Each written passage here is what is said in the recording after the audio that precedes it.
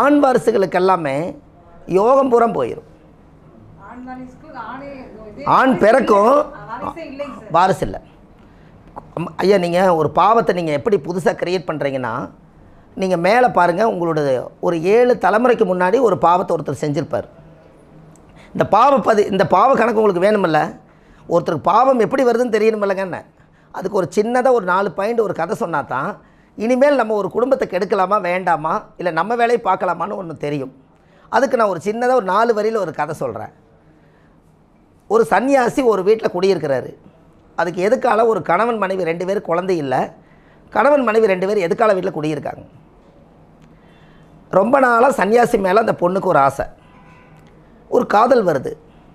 ஒரு நாள் போய் அந்த அம்மாவே போய் என்னை உங்களை பிடிச்சிருக்குது, என்னை நீங்கள் வாழ்க்கை கொடுங்க அப்படின்னு கேட்க, அந்த சன்னியாசி சொல்கிறாரு, நீ கல்யாணமான பொண்ணுமா, நான் சன்னியாசி, இது எப்படி சாத்தியங்க. அப்போ இந்த அம்மாவுடைய எண்ணம் என்னென்னா அவங்கள அடையணும்னு ஒரு எண்ணம். அப்போ உடனே என்ன பண்ணிடுறாரு, இந்த அம்மா புருஷனை கொண்டு போட்டு, இப்போ நான் போய் நான் கணவன் இல்லாமல் இழந்து நிற்கிறேன்னு சொல்லும். புரிஞ்சுதுங்களா? அவங்க கேட்டது, சன்னியாசி என்ன கேட்டார், கணவனோட நீ கணவன் மனைவியாக இருக்கிறேன்னு சொல்ல. அப்போ இது தானே தடுக்குது. அதனால் இந்த அம்மா என்ன பண்ணி போடுச்சு, புருஷனை கொண்டு போடுச்சு. இதை கொன்ன உடனேயுமே இந்த ஊரில் இருக்கிறவங்க எல்லோரும் ஊரை கூடிட்டாங்க. இந்த ஊரே கூடி கடைசியில் எல்லாம் வந்து என்னப்பா நடந்துன்னு கேட்டால், என்னுடைய காம வெறியனால் இந்த சன்னியாசி என் புருஷனை கொண்டுட்டான். என்ன என் மேலே ஒரு ஆசா பாசையில் இது என் புருஷனை கொண்டுட்டாப்புல அப்படின்னு சொல்லலாம். இந்த சாட்டு இந்த புருஷனை கொண்டாச்சுங்களா. இப்போ இந்த சன்னியாசிக்கு என்ன கொடுக்கணும், அவனவே கொண்டாச்சு, ஒரு தண்டனை இந்த காலத்தில் கொடுக்கணும் இல்லையா. அதனால் உயர கொள்ள வேண்டான்னு ஊரே மன்னிச்சு கையை மட்டும் வெட்டிட்டு விட்ருங்க அப்படின்னு சொல்லி இந்த மணிக்கட்டோடு வெட்டி விட்டாங்க. இது வந்து ஒரு 1000 வருஷம் 2000 வருஷத்துக்கு முன்னாடி இது நடந்தது. இந்த சாட்டு இதோட முடிஞ்சிச்சு. அந்த சன்னியாசி அதோடவே போய் ஒரு காட்டுக்குள்ளே போய் தவம் பண்ணுறாரு. புரிஞ்சுதுங்களா? இப்போ 1000 வருஷம் முடிஞ்சுது அந்த கதை. இப்போ இன்னொருத்தர் போய் ஒரு ஹோட்டலில் போய் ஒரு உணவு கேட்க போகிறாரு. ஹோட்டல்காரர் கொடுக்க மாட்டேங்கிறார். இப்போ அந்த சாப்பாடு கொடுக்கலனுங்காட்டி திருடி அவர் சாப்பிட்டு பசி தாங்க முடியாமல் திருடுனுங்காட்டி ஹோட்டலுக்காரர் அவனை துரத்துறாரு. அவனை கத்தி எடுத்து இன்றைக்கி குத்தியே போடணும்னு சொல்லி போட்டு துரத்துறாரு. துரத்தும் போது இவன் என்ன பண்ணிடுறான், மலங்காட்டுக்குள்ளே ஓடி வந்து சன்னியாசிக்கு பின்னாடி போய் ஒளிஞ்சிட்றான். அப்போ இந்த சன்னியாசிக்கு என்ன கேள்வின்னா, தவம் எதுக்கு பண்ணுறாருன்னா, நான் யாருக்கு ஒரு பாவம் செய்யலையே, என் கையை ஏன் வெட்டணும் அப்படின்னு இவங்களுக்கு ஒன்றும். இவன் என்ன பண்ணி போட்டான், பின்னாடி போய் ஒளிஞ்சு உட்காந்துட்டான். அப்போ அந்த ஹோட்டலுக்கார் வந்து கத்தியோடு வர்றார். வந்த உடனே அவரை பார்க்க வந்தோடனே இவன் உட்காந்து அந்த ஒளிஞ்சிக்கிறத பார்த்தோன்னே இவரைத்தான் கொல்ல வர்றாருன்னு சன்னியாசிக்கு தெரிஞ்சு அந்த லேசாக அந்த சாடையில் கையை மட்டும் எடுத்து இப்படின்னு காட்டுறாரு, அங்கே தான் இருக்கிறான்னு. இவர் உடனே அந்த ஹோட்டலுக்கார் போய் அந்த குழந்தை அந்த அவனை கொன்று நாசம் பண்ணிடுறாரு.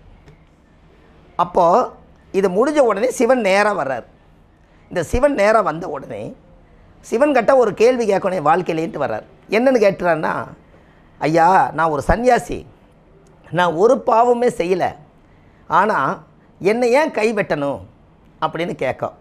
அதுக்கு அவர் சொல்கிறாரு, அந்த ஓடி ஒளிஞ்சாம்பார் உயிருக்கு தப்பிச்சு அவனை வந்து நீ இப்படின்னு கையை காட்டுனுவார், அதனால் அந்த அந்த அவர் வந்து ஹோட்டலுக்கார் வந்து அவனை கொண்டு போட்டார். இல்லாட்டி அவர் திரும்பி போயிருப்பார், அந்த உயிர் உன்னால் தான் போச்சு, அதனால் வந்து நீ கை காட்டுனாலும் அந்த கை இல்லைன்னு சொன்னார். எப்படி இதுக்கு ஏதாவது ஒரு கை தட்டுவீங்களா? எப்படி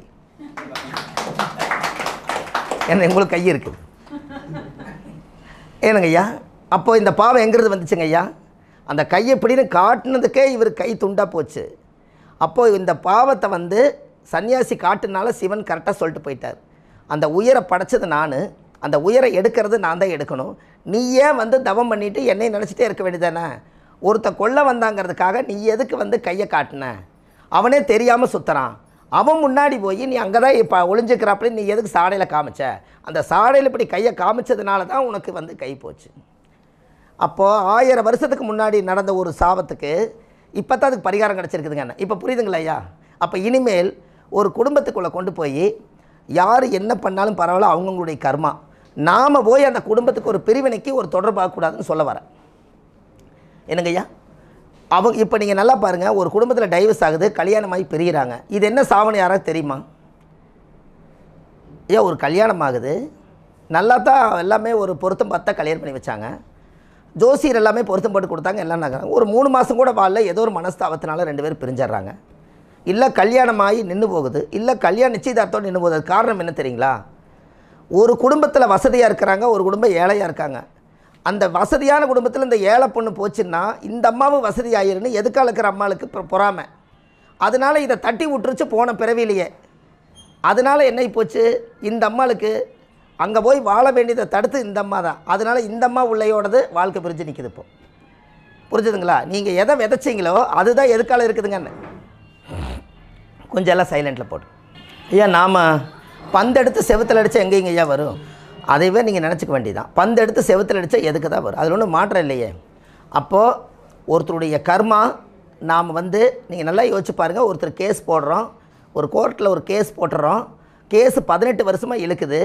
இந்த 18 வருஷமாக இழுக்கும்போது என்ன நினச்சிட்டு இருக்குதுன்னா, வக்கீல்கிட்ட நம்ம போய் பணத்தை கட்டுறோம், ஜட்ஜுக்கிட்ட போய் உத்தரவு கேட்குறோம். எல்லாமே ஒரு கோபந்தான். அந்த கோபத்துக்காக கேஸ் போட்டார். ஒரு சொத்து ப்ராப்பர்ட்டி கூட இல்லை. என்னை ஒருத்தன் என்னை இப்படி பேசிட்டானல்ல, அது மான வழக்கு லிஸ்ட்டை போட்டு பண்ணுறாரு. அப்போது இந்த கர்மாவுக்கு கேஸு போட்டு 100 வருஷமாக கேஸ் இழுக்குது. இந்த இடத்துல பரிகாரம் என்ன தெரியுங்களா? இந்த கேஸு போயிட்டே இருக்குது, அடுத்த பிறவி எடுத்தாலும் கேஸ் போயிட்டே இருக்குது.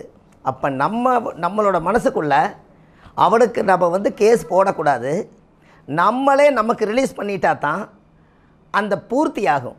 இல்லைன்னா அவங்களோட அந்த ஆதங்கம் அதுக்கு ஒரு பிறவி எடுத்து மறுபடியும் அந்த கேஸுக்குள்ளே நம்ம போய்த்தான் ஆகணும். ஒரு கோபத்தை நம்ம ரிலீஸ் பண்ணலைன்னா கண்டிப்பாக அந்த பிரச்சனை நம்மளுக்கு பின்னாடி இருக்கும்.